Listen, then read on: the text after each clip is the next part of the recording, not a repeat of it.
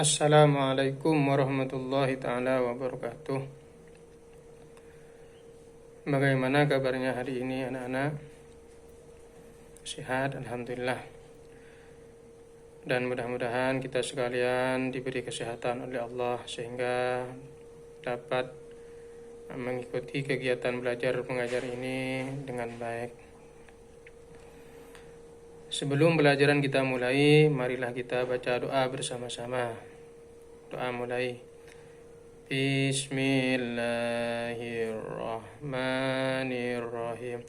Raditu billahi rabba wa bil islami dina wa bi muhammadin nabiyya wa rasulah. Rabbi zidni ilma warzuqni fahma, amin ya rabbal alamin.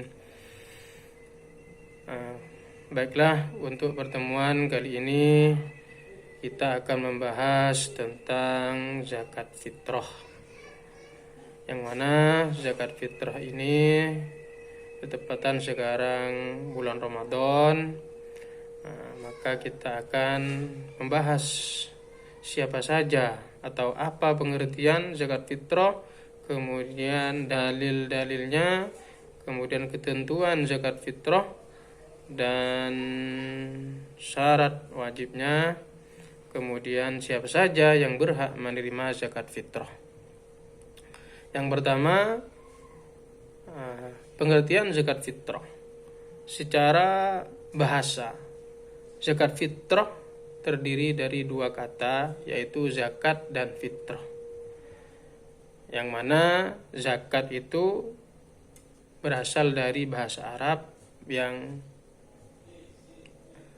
mana lafalnya kata awalnya zaka yang mempunyai arti membersihkan atau mensucikan.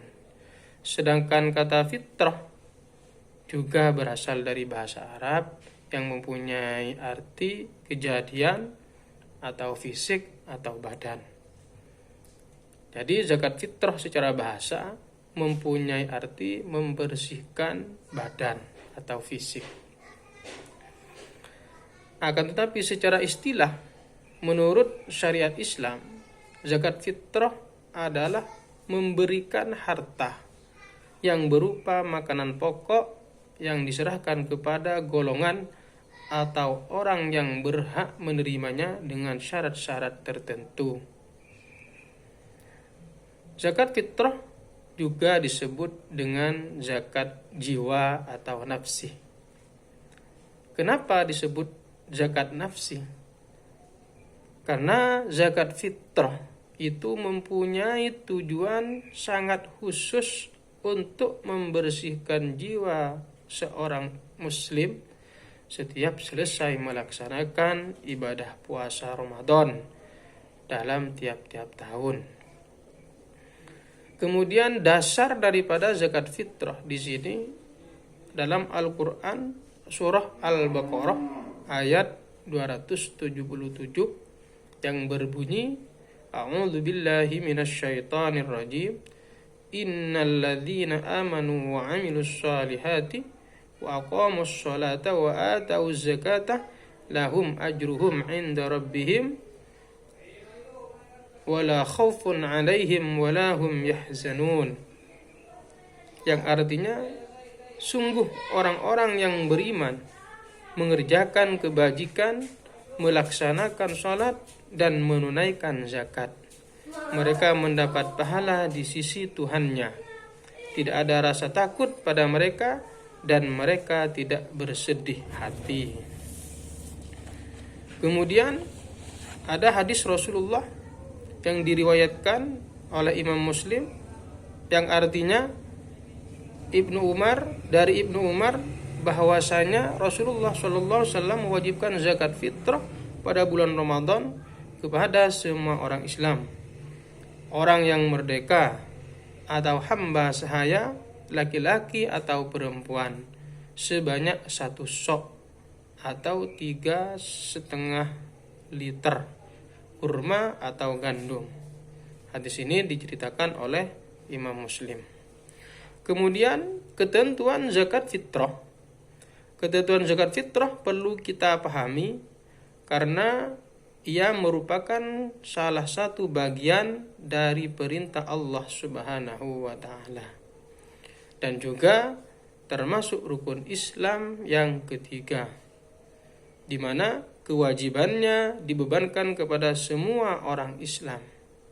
Jadi siapapun, baik kaya maupun miskin, laki-laki maupun perempuan, tua, muda maupun bayi, semuanya harus membayar zakat fitrah. Kemudian hukum zakat fitrah. Mengenai hukum zakat fitrah, menurut dalil Al-Quran dan hadis di atas sudah jelas bahwa hukum membayar zakat fitrah bagi orang Islam adalah fardhu ain atau wajib, atau diwajibkan bagi individu atau setiap orang muslim. Adapun rukun zakat fitrah, dalam pelaksanaan zakat fitrah seseorang harus memenuhi rukun sebagai berikut, yaitu yang pertama harus niat. Jadi ketika mengeluarkan zakat harus niat. Kemudian ada orang yang mengeluarkan zakat atau disebut muzakki. Kemudian yang ketiga ada orang yang menerima zakat atau mustahik zakat. Dan juga ada barang atau makanan pokok yang dizakatkan. Inilah rukun zakat fitrah.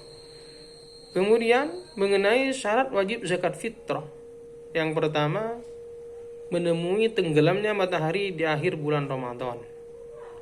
Yang kedua, memiliki makanan pokok lebih dari kebutuhan di malam hari raya dan di siang harinya, baik untuk dirinya maupun keluarganya, serta orang yang wajib dinafkahinya. Dan yang ketiga, niat mengeluarkan zakat untuk dirinya, keluarganya, dan orang yang dinafkahinya. Kemudian waktu pembayaran zakat, di sini bahwasanya waktu pembayaran zakat fitrah cukup panjang, yaitu mulai awal Ramadan hingga takbiratul ihramnya imam pada pelaksanaan salat Idul Fitri. Artinya seseorang boleh membayarnya kapan saja dalam batas ketentuan waktu itu. Artinya zakat fitrah boleh dilakukan secara langsung kepada mustahik zakat, dan boleh juga lewat amil atau panitia zakat yang ada di masjid, di musholla, atau di madrasah. Nah, waktu wajib pembayaran zakat fitrah adalah saat terbenamnya matahari pada penghabisan bulan Ramadan sampai sebelum dilaksanakannya salat Idul Fitri. Sedangkan pembayaran zakat fitrah yang dilakukan setelah salat Idul Fitri maka dianggap sedekah. Dan mengenai waktu-waktu pembayaran zakat, di sini ada pembagian, ada waktu wajib, ada waktu haram, ada waktu afdal, ada waktu mubah, dan ada waktu makruh. Kapan waktu wajib mengeluarkan zakat fitrah? Yaitu sejak terbenamnya matahari pada akhir bulan Ramadan sampai menjelang salat Idul Fitri. Yang kedua, waktu haram, yaitu ketika membayar zakat fitrah setelah terbenamnya matahari pada hari raya Idul Fitri. Yang ketiga, waktu afdal atau waktu yang disunnahkan, yaitu sesudah salat subuh tanggal 1 Syawal sebelum salat Idul Fitri. Dan yang keempat, waktu mubah, yaitu sejak tanggal 1 Ramadan sampai dengan akhir bulan Ramadan. Kemudian waktu makruh, yaitu sesudah salat Idul Fitri sebelum terbenamnya matahari pada tanggal 1 Syawal. Itulah waktu-waktu pengeluaran zakat fitrah. Ada yang wajib, haram, afdal atau disunahkan, boleh, dan makruh. Dan yang terakhir, siapa saja orang yang berhak menerima zakat. atau mustahik zakat. Dalam Al-Quran dijelaskan bahwasanya ada 8 asnaf, 8 golongan orang-orang yang berhak menerima zakat, yang berbunyi A'udzu billahi minasyaitonir rajim. Innamas shadaqatu lil fuqara'i wal masakin wal 'amilina 'alaiha wal mu'allafati qulubuhum wa fir riqabi wal gharimin wa fi sabilillahi wa banis sabil faridatan minallah wallahu 'alimun hakim. Jadi di sini sesungguhnya zakat itu hanyalah untuk orang-orang fakir, orang miskin, amil zakat yang dilunakkan hatinya atau mu'allaf, untuk memerdekakan hamba sahaya, untuk membebaskan orang yang berutang untuk jalan Allah, dan untuk orang yang sedang dalam perjalanan, sebagai kewajiban dari Allah. Allah Maha mengetahui, Maha bijaksana. Jadi inilah 8 asnaf.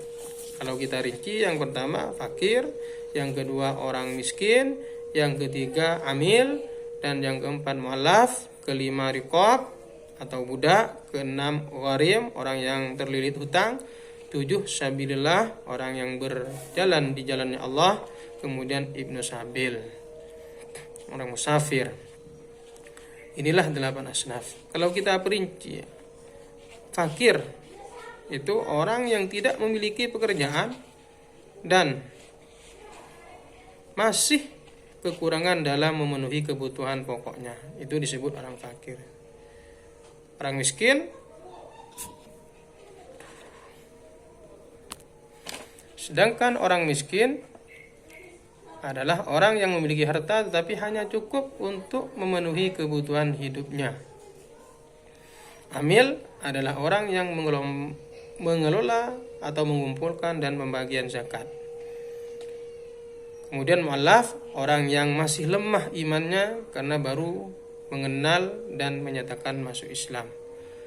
Kemudian riqab, di sini budak, yaitu budak sahaya yang memiliki kesempatan untuk merdeka tapi tidak memiliki harta benda untuk menebusnya. Dan gharim adalah orang yang sedang terlilit hutang, tidak bisa melunasinya. Dan sabilillah, yaitu orang-orang yang berjuang di jalan Allah. Dan yang terakhir ibnu sabil, yaitu orang yang kehabisan bekal dalam perjalanan. Itulah orang-orang yang berhak menerima zakat. Dan di sini ada sebuah lagu untuk lebih kita mengingat asnaf-asnaf yang 8. Kita punya lagunya. Di sini Subhanul Watan. Ya lal watan, ya lal watan, ya lal watan, hubbul watan minal iman, wala takum minal hirman, inhadu ahlal watan, Indonesia biladi, anta unwanul fakhama, kullu man ya'tika yawma tami hayyal qahimama, kullu man ya'tika yawma tami hayyal qahimama. 8 asnaf yang berhak menerima zakat: 1 fakir, 2 miskin, 3 amil, 4 mu'allaf, 5 riqab, 6 gharim, 7 fi sabilillah, 8 ibnu sabil. Itu semua 8 asnaf yang berhak terima zakat. Itu semua 8 asnaf yang berhak terima zakat. Mungkin ini yang bisa Bapak sampaikan pada pertemuan kali ini. Untuk lebih jelasnya, marilah kita saksikan penunjang dari materi zakat fitrah ini dalam penampilan penayangan video ini.